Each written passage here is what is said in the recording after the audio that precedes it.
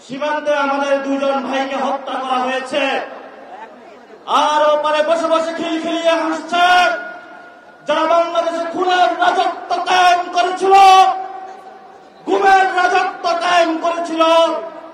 সেই মুজিববাদী ফ্যামিলি বাংলাদেশের ছাত্র জনতা তাদেরকে বুড়ো আঙ্গুল দেখিয়ে দিল্লিতে তাদেরকে পাঠিয়েছে।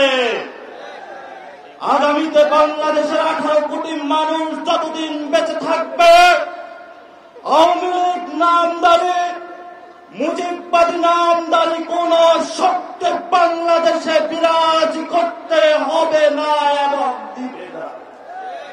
আমরা আশা করি বাংলাদেশের 18 কোটি মানুষ 5 তারিখে যে ঐতিহাসিক রায়ের মাধ্যমে জানান দিয়েছিল বাংলাদেশ রাষ্ট্র যতদিন থাকবে ততদিন আওয়ামী লীগ নামে এই দেশে কোনো খুনে হাসিনা এবং মুজিববাদীদের অস্তিত্ব থাকবে না। এই বিষয়ে ফয়সালা হয়েছে।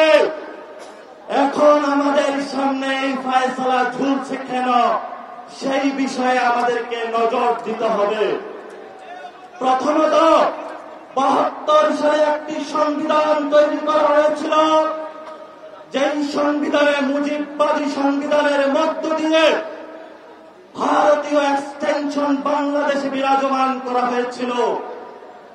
এই সংবিধান যতদিন বাংলাদেশে থাকবে, এই সংবিধান যতদিন বিচারালয়ে থাকবে, এই সংবিধান যতদিন ব্যুরোক্রেসিতে থাকবে, এই সংবিধান যতদিন প্রেসিডেন্ট হাউসে থাকবে, এই সংবিধান যতদিন সভরেন্টি ফোর্সের কাছে থাকবে, ততদিন আওয়ামী লীগ বারবার ফেরত আসার চেষ্টা করবে।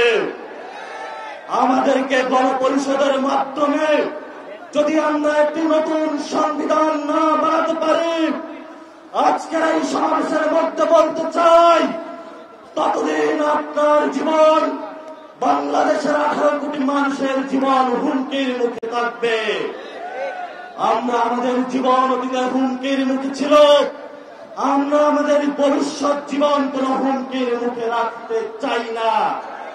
আমরা অনবিলম্বে আওয়ামী লীগের সাংগঠনিক কার্যক্রম বাংলাদেশে নিষিদ্ধ চাই। আমরা দেখতে পাচ্ছি ইসির কলকাঠি কলকাঠি নাড়িয়ে একটি দল নির্বাচনের মাধ্যমে আওয়ামী লীগকে পুনর্বাসন করার প্রচেষ্টা চালাচ্ছে।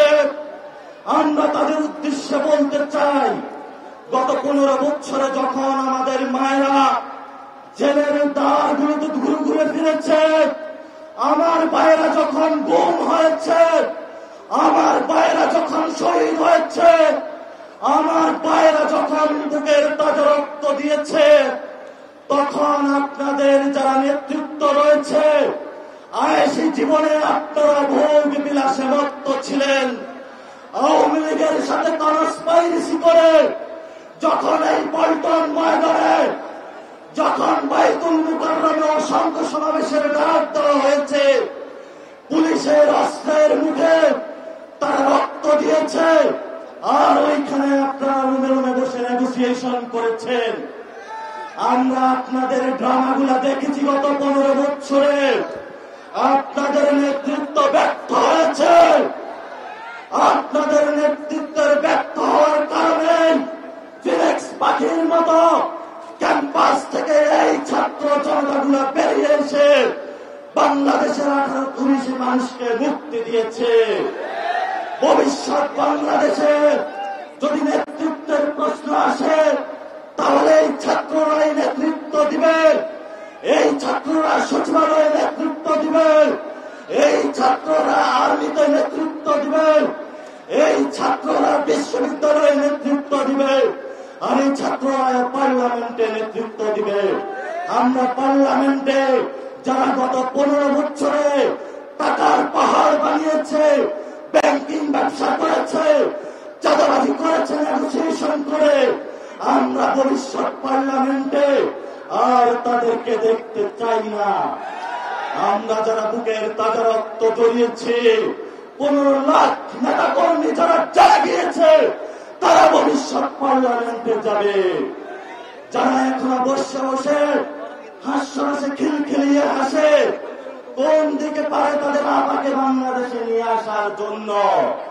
বাংলাদেশে 2 ফ্যামিলির যে রাজত্বের কথা 5 তারিখে রায় হয়েছে, আমরা ডাইনাস্টিক পলিটিক্স বাংলাদেশে চলতে দিব না ইনশাআল্লাহ। বাংলাদেশের আগামী রাজনীতি জনমানুষের রাজনীতি, বাংলাদেশের আগামী রাজনীতি আমাদের মা বোনদের রাজনীতি, বাংলাদেশের আগামী রাজনীতি আলেম ওলামাদের রাজনীতি, বাংলাদেশের আগামী রাজনীতি তরুণ যুবক ছাত্র ভাইদের রাজনীতি। আপনারা পাড়ায় মহল্লায় প্রস্তুতি নেন, রাজপথে দেখা হবে, রাজপথের প্রতিরোধ হবে। আওয়ামী লীগ নামে কোন এক বাংলাদেশে থাকতে পারবে না। যারা কোন দল, যারা গত 15 বছর আওয়ামী লীগের দোষর হিসাবে কাজ করেছে, তারাও আজকে বিভিন্ন পলিটিক্যাল পার্টির দপ্তরে হাজিরা দিচ্ছে। আমরা সকলকে হুঁশিয়ার উচ্চারণ করে দিতে চাই, আপনারা কালচারাল উইং করেন, যেই কোন ব্যবস্থায় আওয়ামী লীগকে ফেরত আনার প্রচেষ্টা চালান, এই ছাত্র জনতা যতদিন জীবিত থাকবে আপনাদের সকল ষড়যন্ত্র বহিরাগ হবে ইনশাআল্লাহ। সেই বিপ্লবের ডাক দিয়ে পাড়ায় মহল্লায় মঞ্চ বানিয়ে, আওয়ামী লীগ প্রতিরোধ মঞ্চ বানিয়ে, আওয়ামী লীগকে সাংগঠনিকভাবে নিষিদ্ধ, তাদেরকে নির্বাচন কমিশন থেকে প্রতীক বিলোপ এবং তাদের নিবন্ধন বাতিল করা পর্যন্ত আমরা রাজপথে থাকবো ইনশাআল্লাহ। সেই প্রতিশ্রুতিকে দিতে রাজি আছেন? সবাই হাত তুলে আজকে শপথ দেন, যতদিন বাংলাদেশ থাকবে, যতদিন আমাদের বুকে রক্ত থাকবে ইনশাআল্লাহ বাংলাদেশ আওয়ামী লীগ ফেরত আসবে না। ইনকিলাব জিন্দাবাদ।